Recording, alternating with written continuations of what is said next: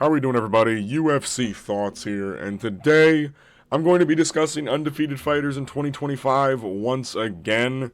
If you guys can recall, I made a video about 3 months ago talking about the state of undefeated fighters in 2025. They're not currently 10-18 anymore, but back in March, they were 10-18 overall. That means 10 wins to 18 losses for undefeated fighters. That's 28 undefeated fighters. They went 10-18. Since then, post UFC Mexico, so that's post Moreno Erceg, undefeated fighters are 13-9. So since then, 22 undefeated fighters have fought. Well, technically 21. Well, you'll see. And they have gone 13-9. 13 wins to 9 losses. So, undefeated fighters in 2025. Let's go in chronological order. Post UFC Mexico, because I already covered the first 28 undefeated fights in MMA. I will post, it'll be in the corner, the top right corner, if you want to go check that video out first. Let's get right into it. The first undefeated fighter that fought in 2025 was Uran Satibaldiev at UFC Vegas 105. He lost to Martin Buday. He was the first undefeated fighter to fight after Mick Parkin, I believe, was the last undefeated fighter that fought before Uran. Uran is a light heavyweight that moved up to heavyweight. He got out-clinched and out-strengthed. Almost found a finish in the third round still. He hurt Martin with like a right hand, I believe. And he weighed only like 220 pounds. I have 215 up there. I didn't feel like checking. He actually has a fight booked already at UFC Shanghai. That's that Johnny Walker versus Ming Yang Zhang card at light heavyweight against DR Nurgojai. Let's see what he can do with people at his same strength. Uran is a Kyrgyzstani fighter. He looked pretty decent. He just kind of got outmanned in there by Martin Buday, because Martin Buday, if you don't know, is really good in the clinch. Not really good, he just is really strong in the clinch. He kind of blobs people, which is why Shamil Ghaziev's crazy, because he actually out Buday'd Buday. And Martin saw the clear strength disadvantage and used it to his advantage, just clinched Uran a lot. Uran didn't really get anything going until the third round. The next undefeated fighter that fought, it was also at UFC Vegas 105. Finny fought as the opener to the main card. He won against Robert Valentin. The outlook on Terez was it wasn't a great performance. Terez is the only fighter to fight 3 times on the Contender Series. He fought twice in Season 7, or was it Season 8? I forget. But yeah, the performance against Robert Valentin was actually pretty garbage. And I actually understand the Robert Valentin scorecard that I think it was Tony Weeks had. Terez did no damage and was on a double leg or in the clinch the entire time. Made a lot of fans mad. Terez didn't really do anything on the feet. He was essentially looking for a takedown the entire time. The first round, I think that you can give to Terez Finny very clearly. He was actually doing some damage, doing some work, landing some rabbit punches, and having control. Rounds 2 and 3 did literally fucking nothing. Round 3, he got stood up twice. So that'll tell you something. He actually has a fight booked against Azimov Makonov, or it's Azimov, right? Is it? Or Azmat Makonov? I forgot his fucking... fuck. I forgot Bekov's first name. That's terrible. At UFC Vegas 108, that's that Amir Albazi Tatsuro Taira card.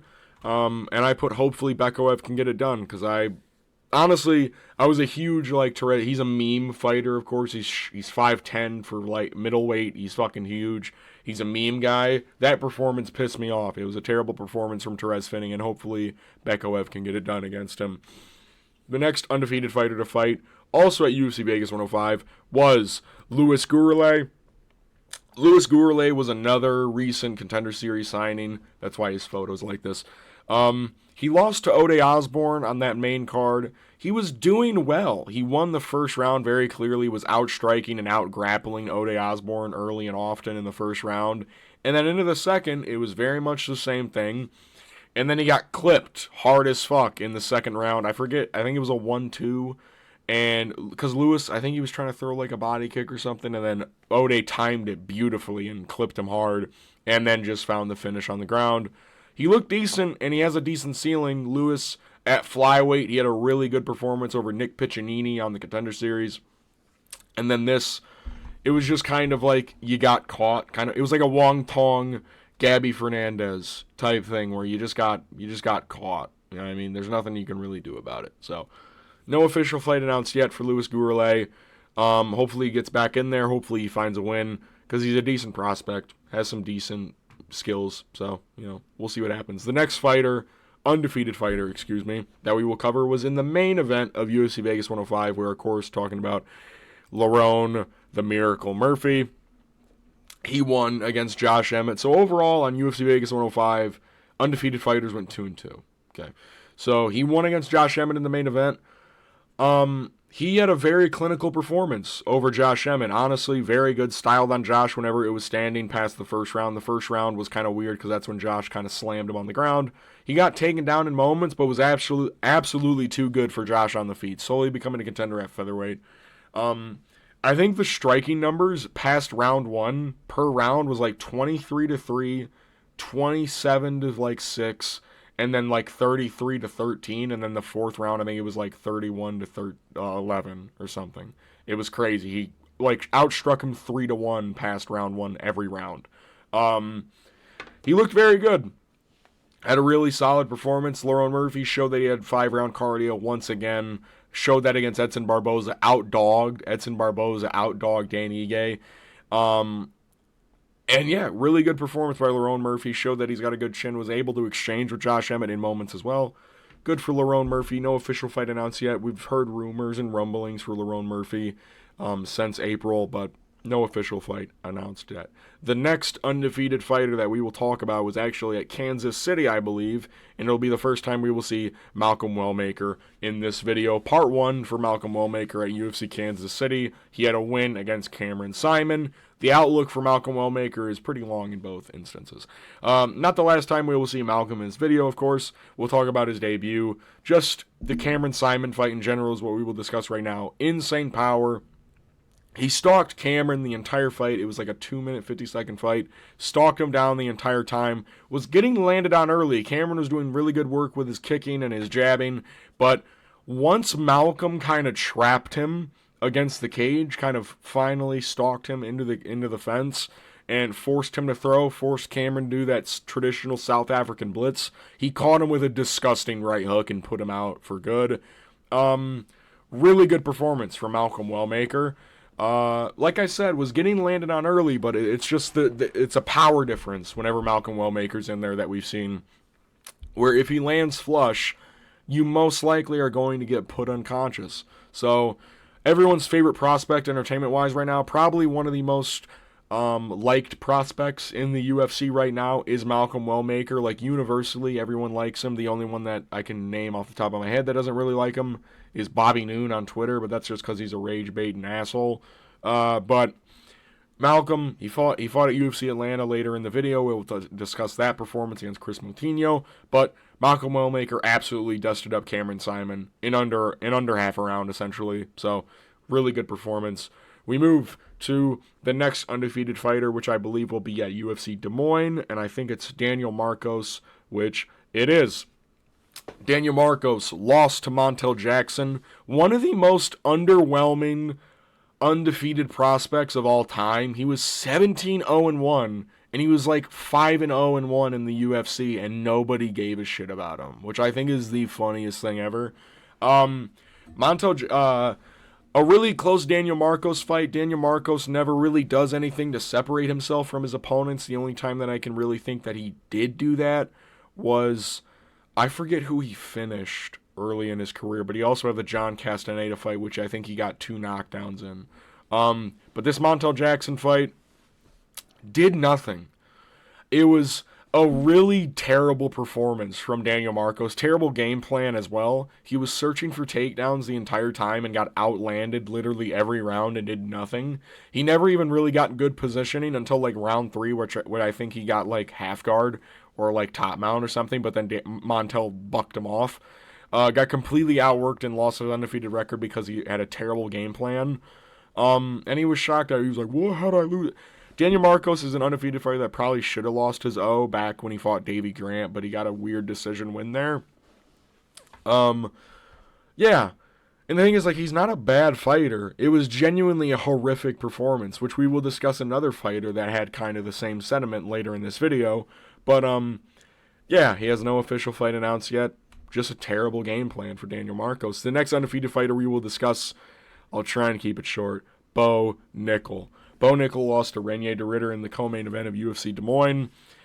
The first time, I always, whenever Bo Nickal gets brought, I got a dog on him a little bit. First time Bo Nickal fought a competent opponent, or a competent competition rather. He got out-grappled in the first round, lost the first round due to getting outstruck and out-grappled.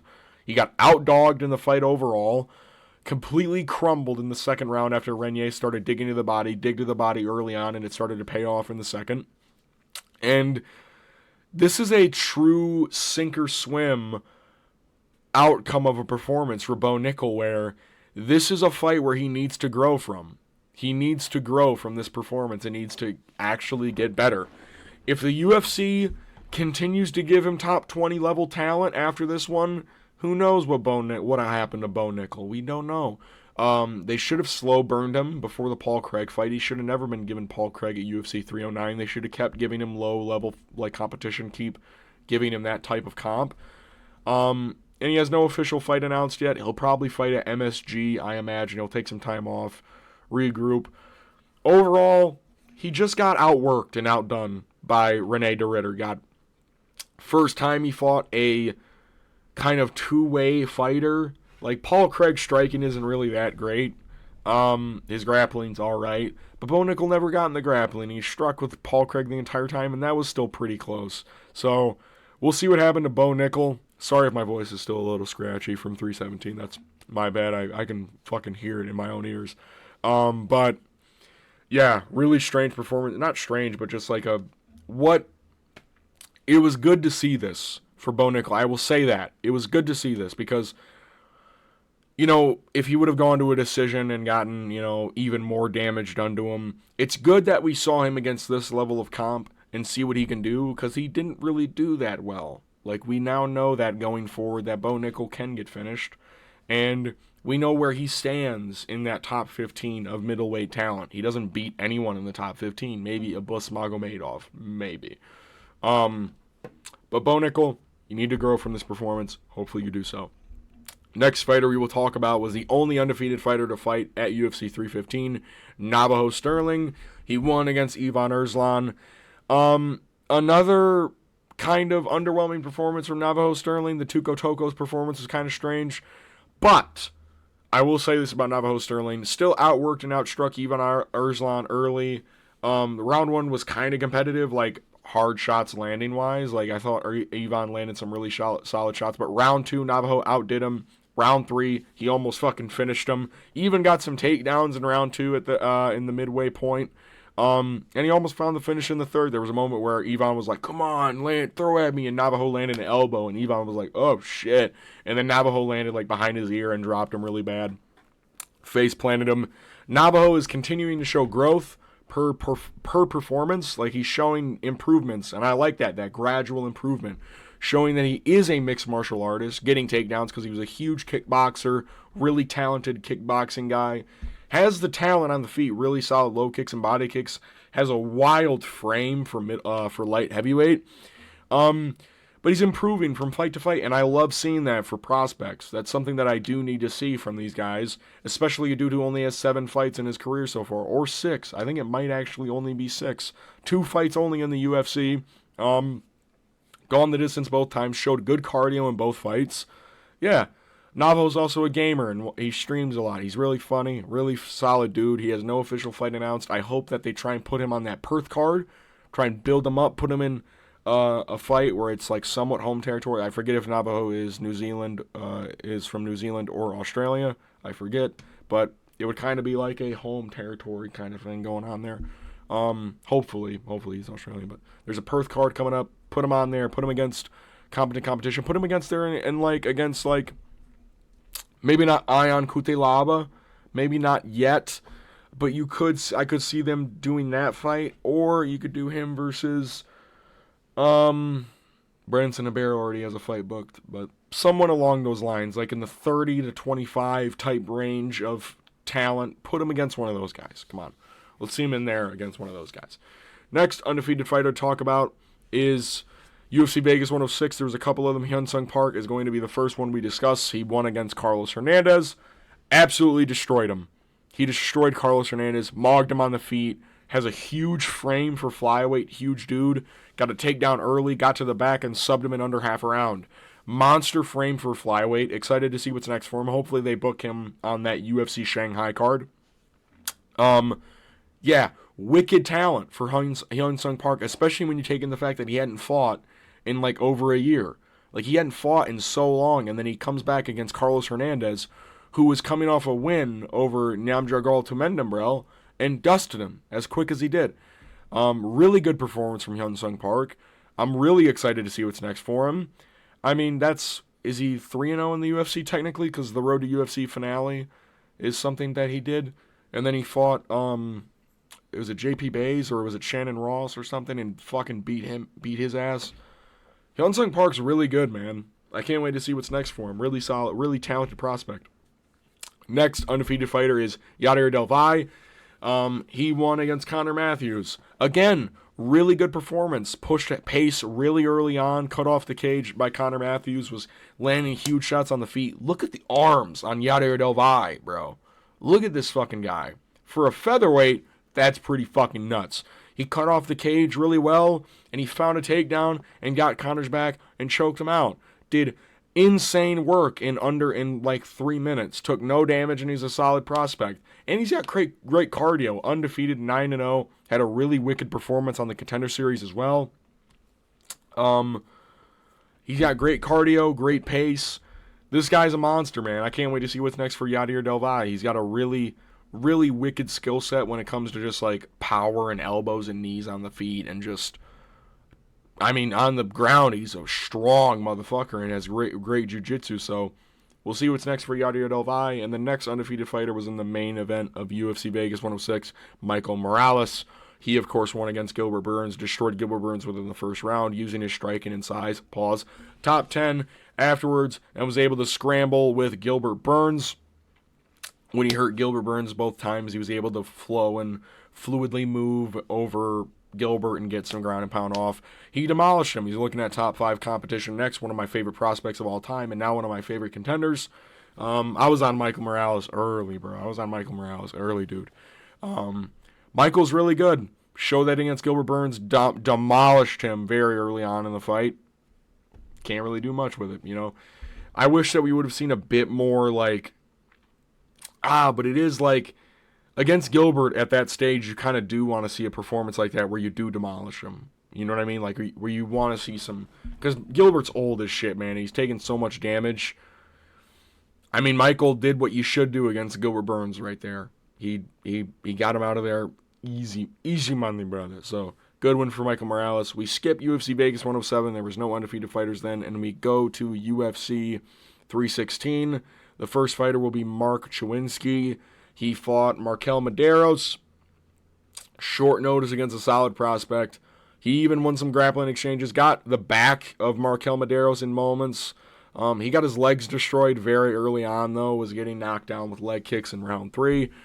I want to see how he looks on a full training camp. Mark Chuinsky, Mark the Shark, you know, he looks all right, has a decent ceiling. You know, he's got some really good grappling and wrestling when he has a full camp. He needs to work on the striking a little bit, but I think that Mark Chuinsky can have a bit of success in the UFC depending on matchmaking for his next fight. So, Mark Chuinsky, I think one of the rounds is kind of like a kind of weird round to score because Mark Chuinsky at the back sometimes. So, we'll see what happens. The next fighter to talk about is the Zombie Jr., Ju Sang Yu. Fought and won against Jekka Sergi. Annihilated him. I forget if it was a counter left or counter right hand. I believe it was a step back left, or it was like a left hook. He caught him with, was a disgusting face plant KO. Zombie Jr. is a prospect to watch. I wish he was younger. Same thing with Juseng Yu and Malcolm Wellmaker, man. It's strange you have these two really solid prospects come in the UFC, demolished talent, but they're like 31. You know what I mean? Like, now you got to push Juseng Yu and Malcolm Wellmaker. Apparently, the matchup they're looking for Malcolm Wellmaker. I'll talk about it after the Chris Moutinho fight. But yeah, Juseng Yu, crazy prospect to look for. Really like the style that he brings. Really good counter striking. He's got that wicked kind of Conor McGregor type style where he's got his hands real low, bladed stance, karate. He's just looking for shots on the counter. Crazy power. I mean, Jekka Saragi, dude, he's not like that bad. Like, he's bad, but like nobody's done him like that. Like, and Shouju Blee, like, he fucked him up, but and Weston Wilson fucked him up, but you know, not everybody's able to do that to Jekka Saragi, dude. But we move to the next undefeated prospect, which was Azimov Makonov. Knocked out Brennan Nabarro in the first round. Got a quick KO against a short-notice opponent. Did what he needed to do. I want to see him against actual ranked competition. The one time that we saw him fight ranked competition was Alonzo Menafield, and he brutalized him. He's been booked against Krylov. He popped out for steroids there, and then he got booked against Johnny Walker, but Johnny Walker pulled out.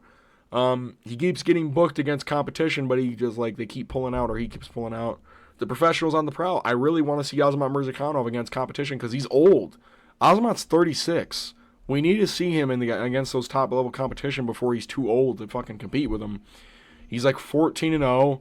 Crazy knock. He has a crazy knockdown streak, at least. I think he's won every fight by knockout since the Jacoby fight. He's wicked, man. Crazy talented, crazy good boxing, crazy power, density max for Azimov Makonov. Can't wait to see what he does next. We'll see what he does. The next fighter we will talk about, I believe, is Malcolm Wellmaker. Yes, Malcolm Wellmaker. Part 2, UFC Atlanta. Won against Chris Moutinho. Knocked him out in the first round. He got another really fast KO with a right hook again against a known opponent. Not a great opponent. Chris Moutinho is not really that good. There were some strange moments where, you know, Chris was walking him down and landed some stuff and where Malcolm was whiffing. But then Malcolm kind of locked in for like 2 seconds and knocked him the fuck out with one punch. Entertaining finish. No official fight announced. Again, like I was saying with Juseng Yu and Malcolm Wellmaker, they're both 31, 30 years old as prospects. Malcolm looks like he's fucking 23, dude. He looks like a young motherfucking dude, but he's 31 years old apparently, so you gotta have to push him. The rumored matchup right now is Malcolm Wellmaker versus Alexandre Topuria. I don't know why that is. I think that you should build those two separately. I think Malcolm Wellmaker should fight some dude like Cody Garbrandt or a Victor Henry next. Someone like that. Maybe not a Cody Garbrandt, maybe a Victor Henry where he is still beating somewhat good competition. And Cody Garbrandt's kind of washed, but maybe you do Cody Garbrandt, but Malcolm Wellmaker, another really crazy KO. There was some like weird moments where, like I said, Chris Moutinho was walking forward and landing on him, but Malcolm shut that shit down with a right hook. Again, 3 right hook KOs in a row for Malcolm Wellmaker. 3 first-round finishes in a row for Malcolm Wellmaker if you include the Contender Series performance under the UFC banner. Malcolm's a fucking god. We'll see what happens. Hopefully they put him on a pay-per-view next.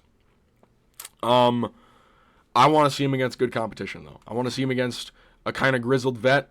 You know what I mean? Or maybe the Alexandre Topuria fight is a good fight where it's that young talent. You know what I mean? But we'll see what they do. Next fighter we will discuss is Umar Sy. Lost to Alonzo Menafield. Y'all know how I feel about Umar Sy. One of my favorite prospects right now. He's a good fighter, but he just had a really terrible performance and showed terrible fight IQ in round 3. He won the second round with his grappling. He did decent in the first. I can understand maybe a swing round in the first round, but the third round, he got outdone. He should have pushed harder in the third round, maybe try to grapple a bit more. Yeah, just a really weird performance from Umar Sy. Really weird. He needs to show improvements in his next fight, please. I need you, Umar. I need you to fucking prove me wrong, bro. Not prove me wrong, but like, come on, dude. I know you're a good fighter. He fights at UFC Paris against Brennan Nabarro. He already has a fight booked already. That should be a good one at UFC Paris. We move to the next undefeated fighter, which is Mansour Malik. He won against Cody Brundage. Another really strange performance from an undefeated fighter. I'm going to be honest with you. Mansour's on fraud check watch. He was honestly getting outdone by Cody Brundage in the first 2 rounds. I think that they only gave him the second round because Cody was bleeding behind his ear. I genuinely believe that is one of the only reasons they gave him that round. And then he went dumb mode in the third and clashed heads with Cody, knocked him down early, and then clashed heads with him, ending the fight. Really weird performance. He needs to fight better in his next fight. He needs to fight better because that shit right there, hell no. Getting knocked down by Nick Klein, hell no. I know he's young. I know he's improving. I know he's a little green on the feet. He's a wicked frame for middleweight. He's like 6'2" and an 80-inch reach. He's wicked. Trains with Eric Nixick. I need to see improvements. Because that fight, honestly, he should have knocked out Cody Brundage in the first round. He should have. He should have done that. But he didn't. He took him to round 3 and was arguably losing to him. Like, I can understand giving the first 2 rounds to Cody Brundage. I can honestly see that. But yeah, Mansour, need to see improvements, bud. That's his second fight this year. That's why. I should have part 2 up there. I forgot to do that. But next fighter we discuss will be Hamdi Abdaal at UFC Baku. He lost to Muhammad Usman in the first fight. Had a solid first round, but then he proceeded to get absolutely outdone in the second and third round. I've been waiting to see Hamdi Abdaal lose. He's a steroid-cheating motherfucker. He's fat. He's not good. He finally lost to another low-level heavyweight. He should have lost to Jamal Pogues. Thank God Hamdi Abdaal lost. He's not good. Finally lost. I'm not a huge fan of Hamdi Abdaal. He's not good. Like, he won the first round very easily against Muhammad Usman, but then he gassed out again. He slowed down so much. And then Muhammad Usman finally was like, oh shit, he's tired. I can jab his face off. And he found his jab and then started using low kicks and started beating the shit out of him. Good win for Muhammad Usman. Hamdi Abdaal, he's not good. He will never be good, and he will always be a low-level heavyweight. This was finally just the first fight that he lost. We move to UFC 317. The first fighter we will discuss is Alvin Hines. In the first fight, he lost to Janata Janiz. Got out-damaged in the first and second pretty bad. Had his eyes swell up, had his nose bleeding from his mouth. But even on short notice, man, Alvin did really good in the third round. He actually found his footing and started landing good shots on Janata Janiz. Alvin's got some ceiling for heavyweight. I think this is the next Shamil Gaziev kind of meme fighter where he's smiling and smirking. You know what I mean? I think Alvin Hines actually has got something behind him, especially if he's got a full training camp. He's got decent wrestling. We saw that on the regional scene. I think Alvin Hines would beat Hamdi Abdaal if they fought. You know what I mean? I think he would beat he'd beat Sean Sharaf. I don't even know if you guys know who that is. I don't even know if he's a heavyweight. He might be a light heavyweight. But I think Alvin Hines is the future, dude. He's the next meme fighter. Alvin Hines will be the next meme fighter. He's got some decent boxing, though, when he can land. Next fighter we will discuss is Jacoby Smith, Part 2. He already fought this year. He knocked out Preston Parsons. He won against Nico Price. Dominant performance, but wasn't what we all thought it would be. We all thought Jacoby would knock out in the first, which he almost did, to be fair. It was short notice. This fight got announced literally 2 weeks ago. He looked more tired than he did on the Contender Series. It was a strange thing where his cardio looked really weird in this fight, where he still was kind of pushing, but he was visibly tired. On the Contender Series, bro, he was pushing in the second round to the day. He was out wrestling and doing shit in the second round, where I was like, what? How did he gas out? It was short notice. Still a crazy talented prospect. Still found the finish. Rear naked choke. A wrestler who has heavy hands, who has submission ability now. That's an easy top 15 contender. That is what that is. Can't wait to see him fight again. He just fought, so there's no official fight announced for him. Of course. He's not fucking Joshua Van. Jacoby Smith put him on another pay-per-view. Put him on 320. Put him on 321. Something like that. Still crazy talented. Almost finished him in the first round, landed a lot of ground and pound, but just didn't find the finish in the first, found it in the second. We move to the next undefeated fighter to talk about Haider Emil, Part 2. Thank God! Haider Emil lost to Jose Miguel Delgado. Fuck you, Haider Emil. He finally got chinned because he's a dumb brawler. Shucked Jose off early, he won a 50-50 clinch throw position, but then immediately got chinned with a knee up the middle. Finally, Haider Emil loses. I'm not a fan of Hyder Emil. I think he's bullshit. He's bullshit fighter, bro.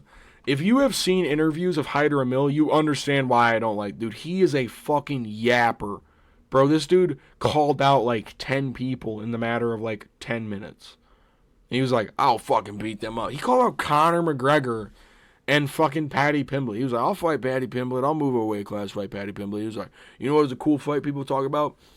Emil versus John Silva. I'd beat John Silva. Like, bro, shut the fuck up. Jose Miguel Delgado, put your ass on skates. Let's go, Jose Miguel Delgado. But, Hyder Emil, yeah, he finally got chinned for being stupid. You know what I mean? He's only as good as his chin is. He finally got chinned. I think Hyder, he's also old. He's 35 years old. We're going to see a downfall of Hyder Emil, I imagine. But he's entertaining. He's just not he's kind of a dickhead. We move to the next undefeated fighter we will talk about, which is, of course, Ilia Zaporia in the main event of UFC 317. He won against Charles Oliveira. Knocked him out in the first round. Out-grappled Charles. Besides an elbow and some knees in the clinch and the leg lock attempt, it was a masterclass from Ilia Zaporia. The move to lightweight paid off. He's one of the best fighters of all time, and he will continue to add to his legacy. It's Ilia Zaporia's world, and we just live in it. And we must live in it. We must live in it. It's his world. We're just here. Like, I don't see anyone beating Ilia in a while. I think he beats Armin. He beats Patty. He beats Justin. I was always a guy who was a contrarian. Not a contrarian, but I was always like, Islam might be too big and we don't know about the grappling. After that performance, I think Ilia beats Islam Makhachev. Especially when you factor in Islam's getting older. He's 34 now, I believe. And if he moves back down from gaining weight to get back to 170, it just won't go good for him. Ilia is the best. He's one of the best fighters of all time, hands down. And he was the last undefeated fighter to fight so far. Undefeated fighters in 2025 are now 23 and 27 overall. So they went from 10 and 18. 10 and 18, right? Maybe I might have done the math wrong there. No, I did it right. 10 and 18 to 23 and 27. So they're still in the negatives, still in the red, but there's still room for improvement. And I must say that most of those losses, to be fair, are like really short notice fights. You know what I mean? Like Uran Saltibadiev, Mark Chuinsky was there as well. Alvin Hines as well. So that's just 3 I can name off the top of my head. There was some in the first video that I can name, like Ray Ciruya as well, who was short notice. But yeah, undefeated fighters, they're improving. They're winning more. I thought I'd make this video, make an updated video. I'm going to make one every 3 months. I'll do this for the year 2025. I probably won't do it for 2026 unless they're all losing again. Like, it was just such a phenomenon where undefeated fighters were just losing at a rapid rate. They went 10 and 18 in the first 3 months. You know what I mean? Like, it was crazy. But, yeah. If you liked the video, give it a like. If you want to see more content like this, subscribe. Leave a comment down below what you guys want to see me do next. I will see you guys in the next video. Peace.